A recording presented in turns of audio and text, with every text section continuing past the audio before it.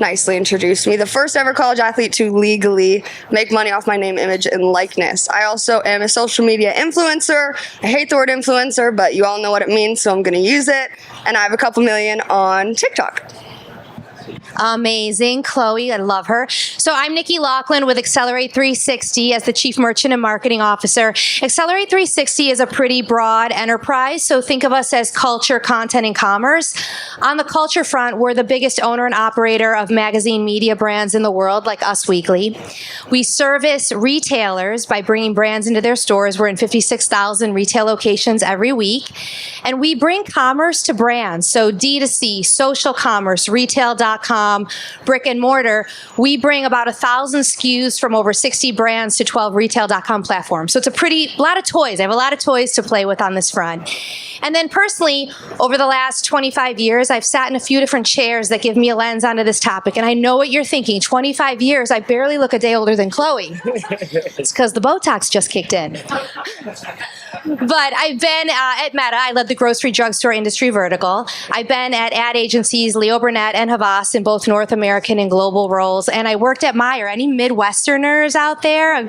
Woo! Got like 4. Let's go. All right. So I worked in retail. Over to you, buddy. I probably should have went before you. I played at Texas obviously for about 4 years, and I was all Big 12 at one point. I was all American at Texas. Went to the NFL, drafted by the New York Giants, 123rd overall. Played in the NFL for about 4 or 5 years, as long as I could. Had 3 shoulder surgeries in about 4 years. So as you can see, I wasn't that big. So trying to hit big dudes at my size, it probably wasn't a long-term solution for a profession. But that's okay. I ended up coming back to Texas, getting my degree in 2009. And then I've been doing sports radio here in Austin ever since. And now I also have a platform on Texas football. It is the largest YouTube and podcast platform for Texas sports currently. So yeah, there you go. Amazing. Love it. And back to me, I've spent the last decade plus working at different platforms, specifically Meta, Facebook, Instagram, now Meta. I was there for about 8 years, heading up creator partnerships for the US. Then I headed up creator relations within Web3 for a company called MoonPay. More recently, I've made the transition to Acorns as head of market development, where I'm looking out into culture and subculture, specifically leading talent, creators, celebrity partnerships and relationships. And NIL actually is near and dear to my heart. One, the fact that I went to UT Austin. I don't just dress in burnt orange when I'm in Austin, so hook 'em horns. But then more importantly, it's really the elephant in the room. And I think as I think about marketing strategy and I think about opportunity, this panel is really well equipped to give different perspectives, literally from the athlete perspective to the post-college athlete perspective and professional perspective, and then the media marketers in between. And so with that, I want to start with a question. We'll just go down and get different perspectives. Why is NIL a great thing for athletes? I've been asked this question so many times over the years, and this is the best answer that I can give. So my father, Keith Mitchell, who's also a co-founder in Playbooked, when he graduated from University of Michigan, he had no prospects of going to the NFL.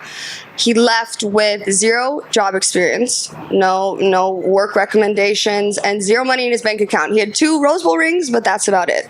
NIL is great for athletes because it allows them to not be in the circumstance that my father was. They're able to use these 4 years in college as a launch pad for their career once they get out of school. I've experienced that personally, and that's that. That's amazing. I love that. So from my lens, I look at it when I think about, say, Us Weekly. Us Weekly's positioning is celebrities are just like us, making them relatable and accessible. So if we take that frame to the athlete as celebrity, and thinking about creating that path for them where they can become relatable and accessible and deliver authentic content to their fandom. And what's cool about it is it applies to all players. Everyone can play here, from the macro to the micro. And so how do we give them the opportunity to connect with their fandom? And when you think about the appeal, how many of us dreamed of playing a college sport? How many of us have kids who dream of playing a college sport, right? So these are special people with special talents, and the appeal they have across ages and demographics is significant. So I think it's great for the athletes, it's great for brands, and it's great for their fandom, for audiences like us. That's also a great answer. For me, as an athlete, you grow up in this kind of bubble of meritocracy, and it's all about what you can do, how well you can do it. And you realize that is also the case when you go into the real world once you're done playing, but you also realize that the world is not about what you know, it's about who you know.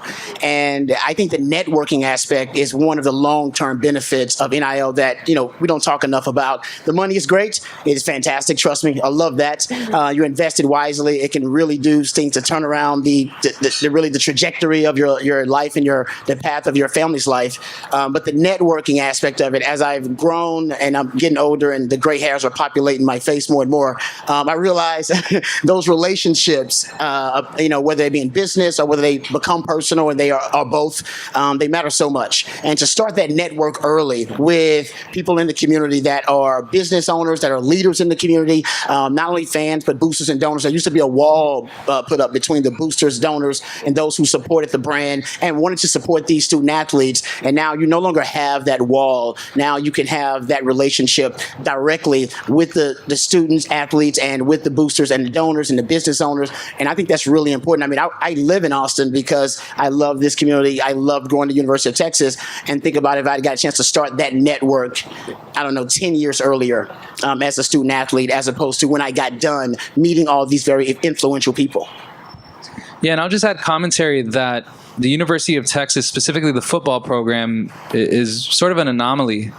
It is the most valuable college football program in the world, right? And I think that's a really special lens to think through, that literally everything is bigger in Texas, even paychecks, right? No state income tax. But in looking at previous examples, whether it's current season with Quinn Ewers, Arch Manning, or even more recently with Bijan Robinson and getting NIL, I think he inked one of the first deals with Lamborghini Austin, created his own mustard, et cetera, et cetera.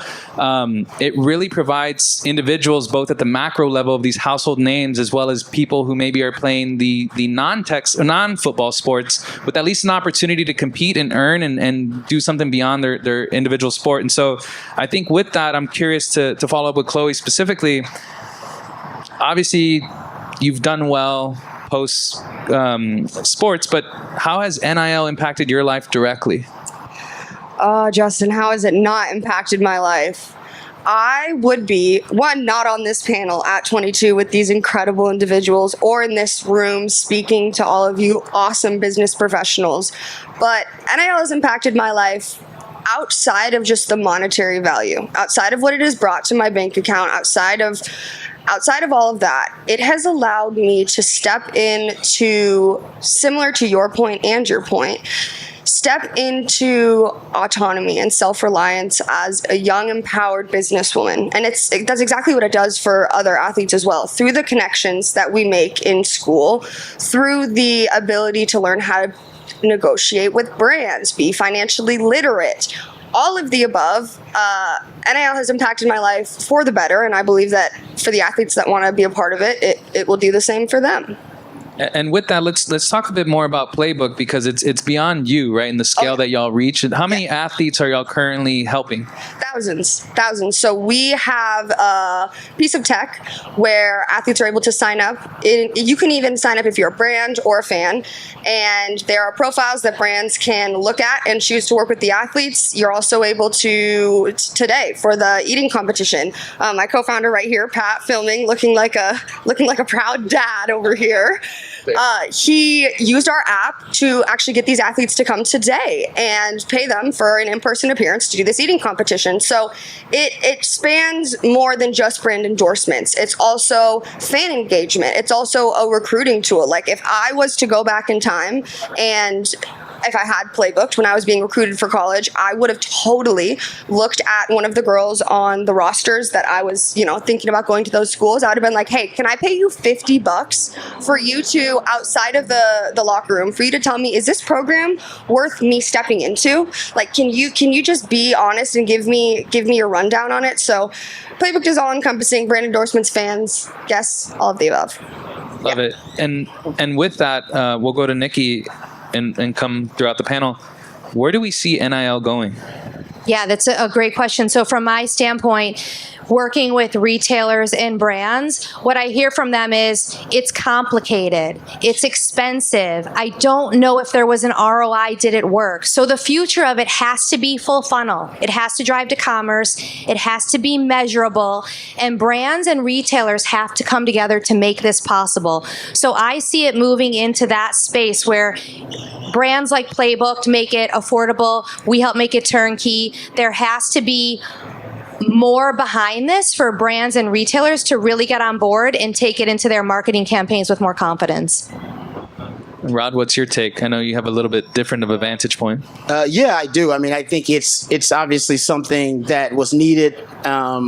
College athletes needed to be compensated in this massive sports industrial complex, billion-dollar sports industrial complex for their name, image, and likeness. That was a great compromise, right? Nobody wanted to go pay for play. Of course, the old model was just not working. So NIL was the great compromise. I do think, there needs to be guardrails with it. I think there needs to be, more checks and balances with NIL. I think that's part of the future of it too, whether it be federal regulation. Right now, it's a state-to-state thing. So every state has their own different law when it comes to NIL. The NCAA won't enforce any rules when it comes to NIL because they don't really have a leg to stand on because states' laws trump any NCAA rules. So I think at one point when the separation of the have and the have-nots happen, which is already happening, the consolidation of the money, the talent, and the brands all in two conferences pretty much, the SEC and the Big Ten, somebody needs to set real rules and guardrails. I mean, every great cause begins as a movement, turns into a business, and ends up becoming a racket. And if we're not careful, it can become a racket, and we don't want that. And you can have a lot of people trying to just get into the NIL business to try to get money from it and to try to extract what they can gain from it instead of trying to help the student athletes with the right spirit in mind. I'd like to hop into and answer that. I think answering from the athlete point of view is where I'm going to go.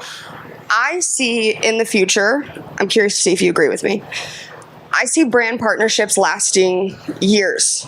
I no longer see athletes, it's not happening now, but in the future, I no longer see athletes doing one-off endorsement posts. And just to clarify, endorsements are very different than pay for play. Like, I'm talking about brand partnerships, posting on social media. I see these athletes having 2 to 4 year long relationships while they're in school. I totally agree with that. So if you think about an athlete showing you what's in my gym bag or what I eat in a day, it's authentic. They love it. They use it. If I have Dove deodorant in my gym bag and I'm in college, I'm probably going to have Dove deodorant in my bag for the next 10 years. Yes. So I believe in that completely. The other thing is, especially for retailers, a grocery, drugstore, think about that. It's not I shop at a Meijer, I shop at my Meijer. It's the store of my community, and these are athletes of my community. So the relationships, I agree. I think they will be longer lasting, not one-offs. And I think within that specific to grocer, like you mentioned on our prep call around retail media networks, and I think it'd be helpful for one, sharing a bit more context on that, but then secondly, from your purview, like how does that play into this overall discussion of NIL? It gives me goosebumps how perfect it is. So I talked about it has to be full funnel, there has to be conversion. When you think about retail media networks, what do they provide? Audience and really great targeting with their data, but closed loop measurement through conversion. So if you take an NIL athlete and you make that content retail media network content, you have the retailers on property assets. You can easily expand that off property through partnerships. And now you can track that back to sales data. So brands and retailers are going to understand the ROI on their investment. So the marriage of retail media networks and NIL couldn't be more perfect. I do believe it's going to be, if you're hearing about retail media 3.0, it's going to be the 4.0. You heard it here first. But it's a natural, absolute natural marriage. Do you want to add anything to that? Or? No, I do think in terms of what you're talking about, the representation, what I like about NIL, and I think both of you guys have kind of hinted at this, is that there are some underrepresented communities in terms of they don't feel like they have a brand that will reflect them and their values in that community. These smaller college towns, Austin is a bubbling metropolis, so Austin has plenty of people, whether it's Matthew McConaughey or whether it's the Fortune 500 major companies that represent Austin and its values, right? All these Austin musicians. But there are some towns that don't have that. Ames, Iowa, in Kansas, Little Apple, Manhattan, in Kansas. Like, these are smaller towns, but these student athletes, they do represent the values of that community because the school represents those values in that community.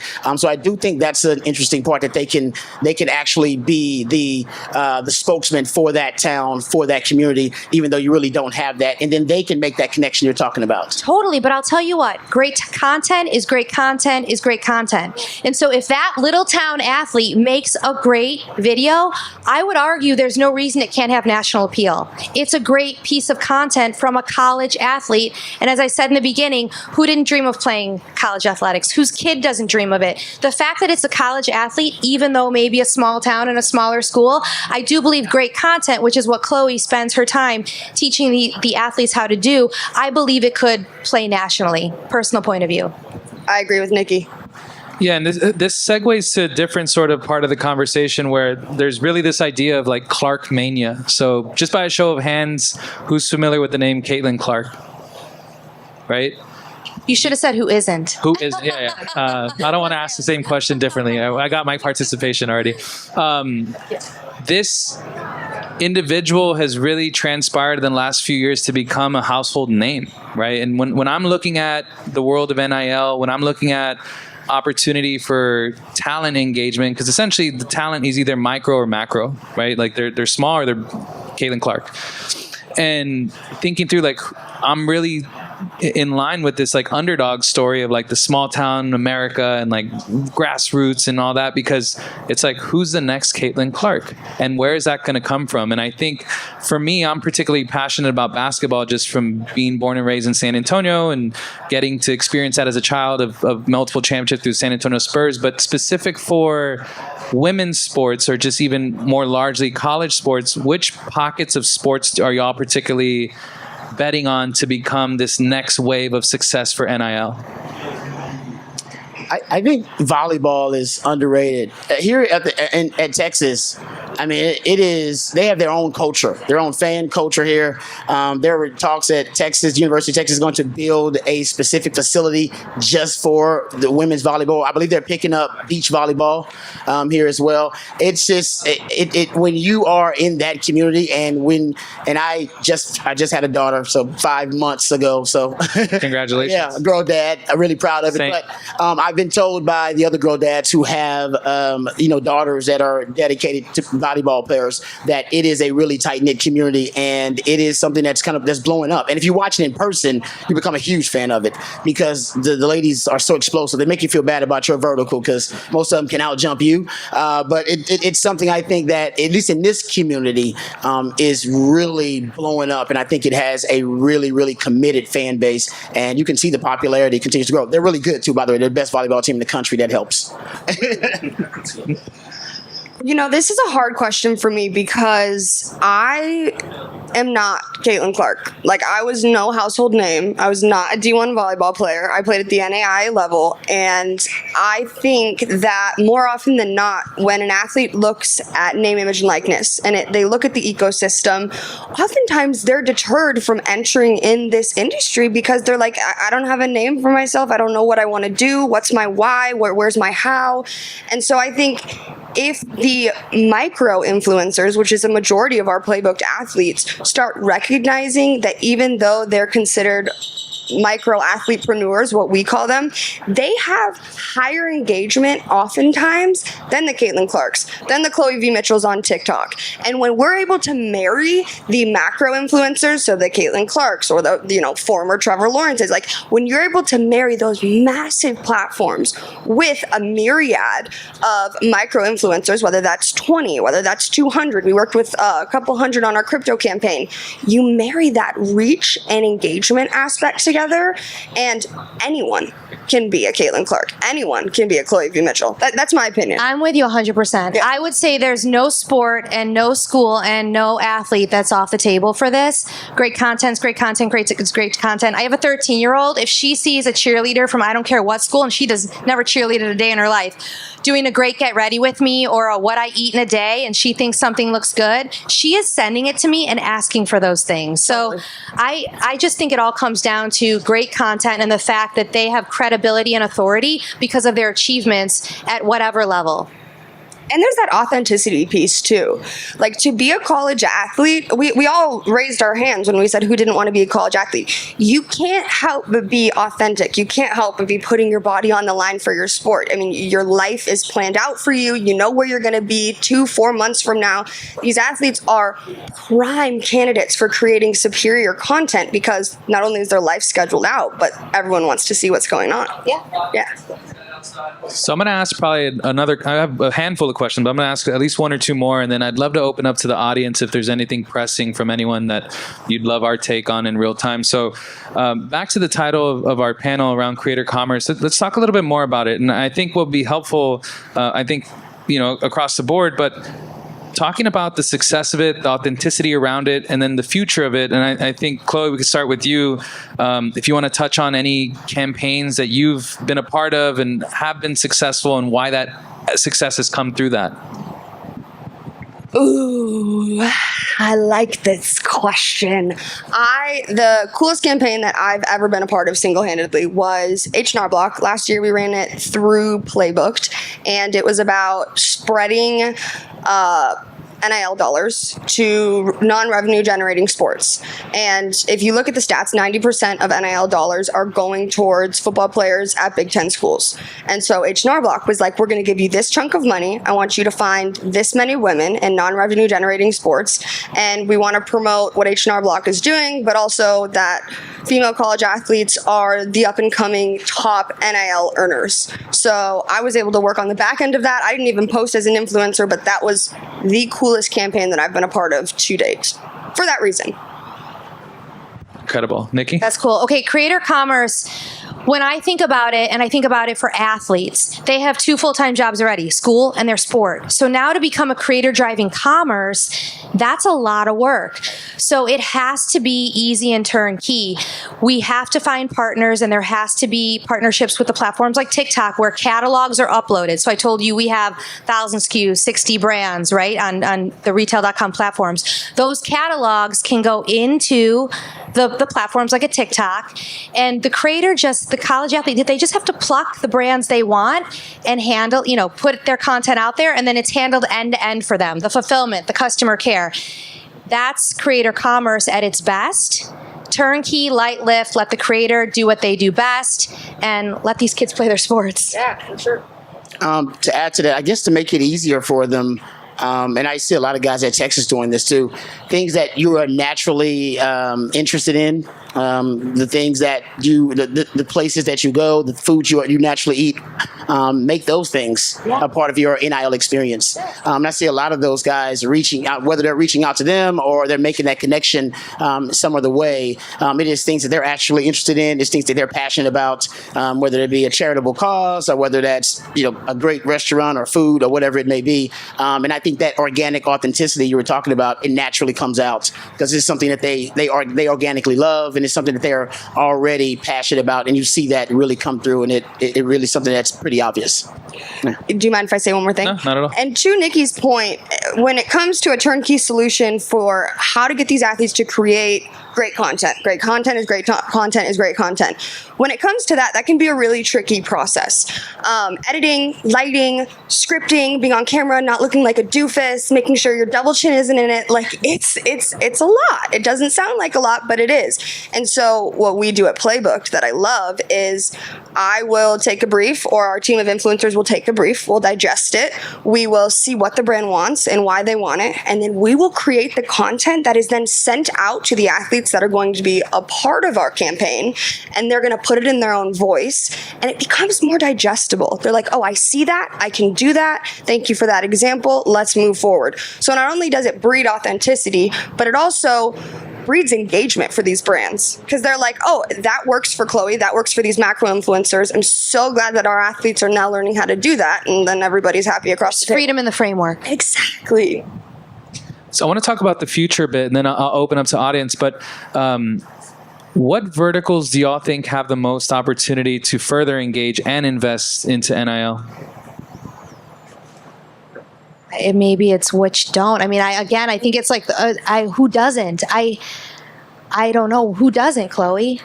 I would love to see, and this is just a hot take, I don't even think I've said this out loud. I would love to see more hospitality brands getting into the NIL space. I think I see skincare, I see a lot of different brands in this space, but hospitality, the amount of travel these athletes are doing, I mean, it's a no-brainer. And I guess I'd love to see RMN engagement, like retailer plus brand, not just retailer, but that partnership. I want to see that partnership. It's good. The ladies, I have nothing there. Did a great job. I agree. Yeah, I think for me, it's like hyper local and seeing like the small businesses that maybe can't afford the Caitlin Clarks, Yes. but the smaller talent that's out there, more of the micro level, to really engage. And it's this sort of like hometown hero appeal. And I think we'll see a lot more storytelling with that because it plays to ethos. It's very emotional, very deep, and there's connectivity between. So with that, I'll pause for any live questions we have. So if you have a question, feel free to ask it. Yes, yes, yes, and yes. Playbooked, we are especially bullish on educating our athletes on why it's important to know, one, what an LLC is, one, what an EIN is, two, where to file your taxes, how to file your taxes, what you're I'm so glad you got in. Welcome. Welcome. He's good. He's with the panel. But that question is incredible because financial literacy, when these athletes are making 10 grand a video, they have to know what to do with this money and where to put it. And that's an education piece that's definitely missing in the NIL space right now. And Playbook's trying to build out a financial literacy program for our athletes. On top of that, it's really important to make sure you have a good attorney, a good lawyer, because they can sign contracts that get them into deals that could potentially ruin the rest of their career. So yeah, all of the above, financial literacy, attorneys, all of it, very important. The business. The business side, yeah. I call it the big girl side. Thank you, Hunter. I'm excited. Well, now you're on the inside. You can ask us whatever you want. Oh, wait, speaking of financial literacy, not to put you on the spot, but Playbooked should do a campaign with Acorns because that right there is a seamless fit. I've love been a that. fan for years, and so are our athletes. Yeah, she's an OG user, which I think there's a strong alignment between the brand and the goal. I mean, ultimately, what we're trying to do is help everyday Americans learn how money can work for them. And I saw this a lot as the example she gave of a creator or talent is making 10 grand. It's not really 10 grand. You got to account for taxes. You got to account for things that cost money. Yeah. So that 10 grand easily becomes probably like 5, right? And so I think that's always interesting to see that at year end when you got to file your taxes and realize you spent more than you make, which is not a good situation to be in. But in short, yes, I agree. Had to shoot my shot there. Yeah, you had to. Yeah, a nod to Caitlin Clark. If there's any other questions, we're happy to take them. We still got a few minutes on panel, so we're happy to take them. I got a question for Rod. Rod, you've been in college locker rooms and pro locker rooms, and in a college locker room, in a pro locker room, everybody has their own deals. Yeah. They have their own contracts. In a college locker room, how does a coach manage potentially the disparity of these NIL deals within that locker room? Yeah, that's a great question, right? That's why it's really important to have that culture, a really good culture. And Sark talks about culture all the time and how important it is. This day and age, I imagine it's tougher than it's ever been to have a positive culture. The transfer portal, and then guys obviously having different NIL deals. There may be jealousy in the locker room about guys getting more than other guys. So I think if you're a coach, it's about the character of guys you bring into your program. I think that's something that you have to consider. And Sark has talked about that when he talks to some of the guys, if their priority is NIL and their priority is the money, they doesn't like that. Arch Manning comes in. Arch Manning says he's not going to take an NIL deal until he starts, right? Even though we know he can afford to do that, a lot of guys can't.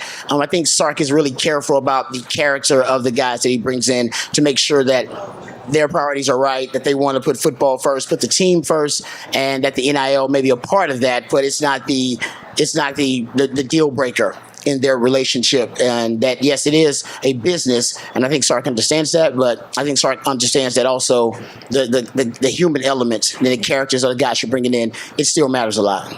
It's interesting that you brought Arch Manning up, but there's a lot of There's a lot of misinformation out there on these athletes, right? So, have like On3 or somebody will create this arbitrary valuation of an athlete. Yep. And then all of a sudden everybody's like, oh, Arch Manning's making $3.5 million.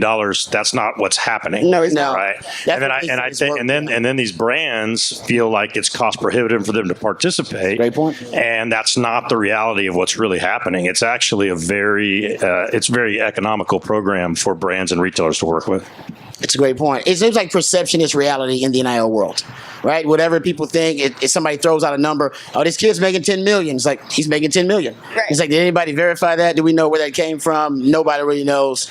So it is perceptions. And sometimes the schools want that, right? Because the school, they want everybody to think their players are making $10 million. That's good for them. I go out on the recruiting trail. Well, now you actually can use inducements to, I don't know if you guys have been keeping up with the law there in Tennessee, the lawsuit going on. Well, essentially, the federal judge decided that inducements are legal, which means you can walk into a living room of a young prospective student athlete, and we can start talking money right then and there. Wow. I can say, hey, man, I'll give you $500,000 if you come into our school. You can say that now in a living room right now until there is, like I said, federal guardrails on this thing.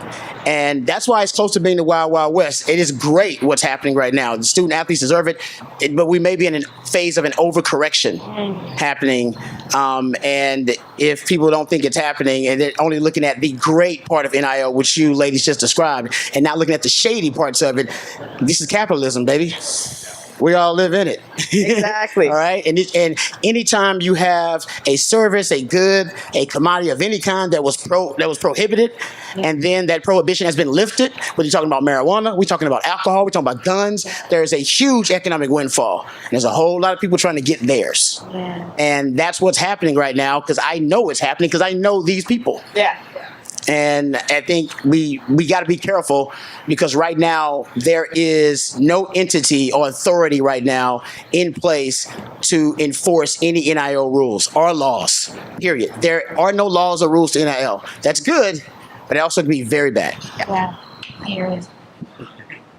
What guardrails would you like to see? Guardrails, I think that's a great question. First of all, I think you got to take inducements out. I mean, I don't think you can, even though it's happening anyway, you shouldn't be able to walk into the living room of a young 18-year-old and go, all right, I'll give you $3 million if you come to my school. There's got to be some type of checks and balances there. I think that's number one, so I would take that out. I think it's important to make sure that there's representation for the student athletes so that they aren't hustled, because I know a lot of guys who were being hustled, and then they found someone who had more knowledge in the space, and then they recognized, oh man, I'm being exploited here. Even in the NIL world, where we were trying to do away with the exploitation of student athletes, and now we have a whole new type of exploitation of student athletes. There's always a loophole. If there's money involved, someone will find a way to get it. Yeah. You're right. They need representation, lawyers, put people around them that are going to help them make the right decisions and inform those decisions. 100%. Yes. And I also think, building off of that point, the amount of money spent on men's sports needs to be spent on women's sports. That's just the way that it should be. Agreed. Yep. Do you have any stats off the top of your head of like what that disparity is? 90%. 90%, from what I've read, of NIL dollars goes towards men. Oh. Yeah. And talk about how good women are at content creating. Oh my gosh. Most of our college athletes, our Playbooked athletes that are just creating the most engaging, incredible content are not people with someone standing on the sidelines with a nice camera and editing these amazing, cool highlight videos. No, they're young women in their dorm rooms with little ring lights and a creative brain creating content that brands will pay thousands and thousands and thousands of dollars for. So yes, guardrails needs to be the amount of money spent on men's sports needs to be spent on women's. That goes back to the Caitlin Clark comment you made earlier. She is really a phenomenon. Fox actually was contemplating, as a network, going to her with an NIL deal a collective NIL deal with different companies and brands just to keep her in school to stay, because their ratings now currently, their women's college basketball ratings are higher than the men's. Amazing. It's never happened before. Like, and so that actual a broadcast now, this is actual, that's going to happen one day. A broadcast network will go to one of these student athletes and go, you are moving the needle so much, we will make you a deal. Please stay here in college and don't go pro. That's amazing. And that's how impactful she's been. She's been an amazing story for NIL and for college athletes, period. I have a question for you. Do you think she should have not decided to go pro? Do you think she should stay in Oh, India? she should definitely go pro, because all the brands will follow her. Yeah. You guys talked about this, right? How it's going to be long-lasting partnerships. All those brands are going to follow her. She's going to be the #1 overall pick, and she's going to have ratings just as high in the WNBA that she's had. For her. She has to do what's right for her. But I thought it was amazing that at the college level, that the broadcast networks, they run stuff. All right, the broadcast networks, they're the puppeteers behind the strings, man. They're pulling all the strings, because that's where the billions of dollars are coming from in this sports industrial complex. And when they are sitting down talking about this one individual student athlete being this powerful, having that much engagement, right? Influence, that word you hate, the influencer. She is the ultimate influencer. Amazing. Yeah. Totally agree. All right. There's a question in the back. Yeah, so we talked about non-revenue generating sports, like women's sports or women's volleyball. But how do we feel about, like, what are your stands of guardrails for, like, those smaller schools? Like, let's say Texas Tech or Oklahoma State compared to Texas, who has, like, the largest donor thing in America. Yep. But also Boomer Center. I have a response to that I won't say. Go ahead, Rod. I respect it. No, I brought that up earlier about the underrepresented communities, and the ladies are right, man. It's great content is great content is great content. And what I love is when these sports that you may be talking about and some of these schools, when their sports get together and they start making content, when the team is making content together, whether it be dance videos or whether they're getting together to obviously promote a brand or market some brand that has a deal. I think that's a great way to get the nation to pay attention to your sport and to your schools, because as you know, they talk about all the time, we talk about the content, of course, but when you're good and when you're winning, that also brings engagement, that brings people to you. But I think one of the things that really is great about NIL is that the underrepresented sports, underrepresented minorities in sports, talking about the ladies or even the communities, they can have a voice, a powerful one. Yeah, and I'll give you a real life example. So Boost Oxygen, right? It's a client that we have, a partner that we have at A360. They came to us and said, we're really looking to grow in the Southwest. What could we do? So we called up Playbooked and we said, how many athletes, and they're looking for authentic stories. Who has asthma? Who has migraines? Who's an athlete that needs this? Not who's from a big school, who plays this sport or that sport. Who is an athlete who has this need, who can tell an authentic story in this part of the country where we're trying to grow our business? Chloe and Patrick came back and said, we have 111 athletes from this part of the country with asthma who use Boost Oxygen. Boom. Videos to be made, amazing marketing content to be had. And they don't have to be athletes at those big schools. They can be athletes at like Aquinas College where I went. There was 7,000 people. I think it's down to 4,000 now. It's so sad. But NIL is a matter of you get out what you put in. And an athlete with asthma who has a need, that's a universal story. It doesn't matter if you're Trey, out on the pickleball court trying to beat his wife, or a 13-year-old soccer player. You're an athlete who has a need, right? You have asthma. So I do think big school, small school, whatever sport, the need state, the storytelling can have national universal appeal. And I think if we approach the content differently, it opens up those answers. Great answer. All right. So as we wrap, I'm going to just go down the panel, start Rod and come this way. What's the one takeaway that the audience should think about as it pertains to NIL and our discussion? Like, what's the one thing you want to leave people with? That is good. I'll just tell you the one thing that I'm leaving with. the great content you guys talk about, it really is about consistent engagement, and that's a key to it. I mean, I put out stuff all the time on Twitter, and it gets engagement. But when you're actively on social media and you're engaging with those fans and you're talking with them, they feel that personal connection, and that goes back to originally what we've been talking about here. Is the reason that you want these athletes representing your brands is because people have a connection with them, and you want to tap into that personal connection, whether it be that nostalgia because they play for the school that you follow and that you love, or if they're from your hometown, or if that's just your son's favorite athlete, so you're invested too, and you're trying to tap into that emotional connection that you have with them. And we all feel that in some way for that person, and that will help you influence and become an influencer with that crowd and with whoever that audience may be. So I think that's the biggest thing I took from it, that engagement, and that connection. That's the most important of it. Yep. Good. I would say test, learn, optimize, scale. If you think it's too complicated, if you think it's too expensive, if you think it's not measurable, none of that is true. Test, learn, optimize, scale, find the right partners to help you, work your way through it, and go for it. This is an exciting place to be. Chloe? And to top that off, they're both completely right. I'm going to pivot a little bit. NIL is so much more than just the money that can be made. It allows athletes to figure out what their passion is and make a difference in their community. Yes, getting paid 15 grand from Pepsi is amazing. But you know what else is amazing? Being able to use your influence and hold a camp in your hometown and pour into the lives of young individuals that look up to you as an athlete. So my key takeaway is NIL is great for the brands, NIL is great for the athletes, NIL is especially great for the communities. Love it. And then as a fellow girl dad, the thing I'll end with before we give a round of applause for my panel is the future is female, so we should invest into it. Amen, brother.